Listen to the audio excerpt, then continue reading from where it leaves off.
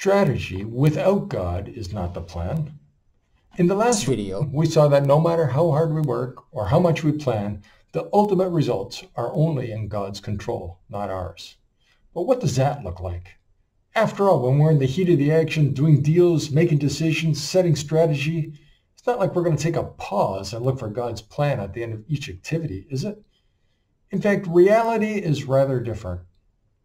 As we get busier and busier at work, we're in the groove and going with the buzz. Things start to work well, and so we plan a little farther, strategize a little more aggressively, and before you know it, we're acting just like we have it all under control, that we're in charge.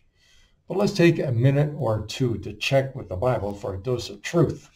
And again, we're going to go to James, this time chapter 4. James, the brother of Jesus, says, "Now listen to those of you who say, today or tomorrow we'll go to this or that city, spend a year there, carry on business, and make money.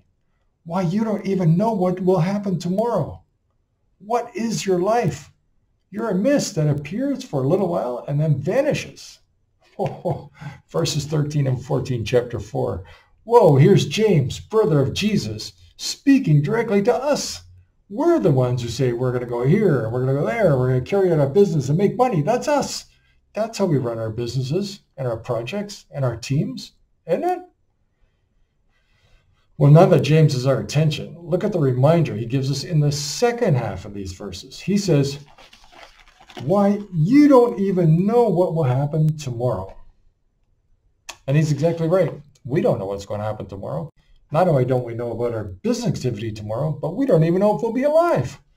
Just like he says, our life is a mist that appears only for a little while. Now, is James saying this to discourage us?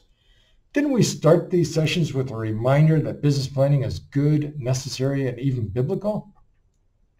Yes, we did. Business planning is good. James's point in these verses is that we need to keep perspective. Check how he continues his passage in the verses following, verses 13 through 17. Instead, he says, if it is the Lord's will, we should say, we will live and do this or that. As it is, you boast in your arrogant schemes. All such boasting is evil. And check this.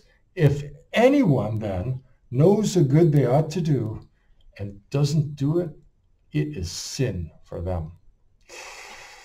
Ooh, so James isn't actually against planning at all. He just wants us to keep perspective, to remember that God is in control, just like we read last time in the book of Proverbs. Proverbs 16, verse 9. In their hearts humans plan their course, but the Lord establishes their steps. And that's a good reminder. But let's round out with one more verse from the same chapter of Proverbs as we plan our business projects and our teams, etc. today.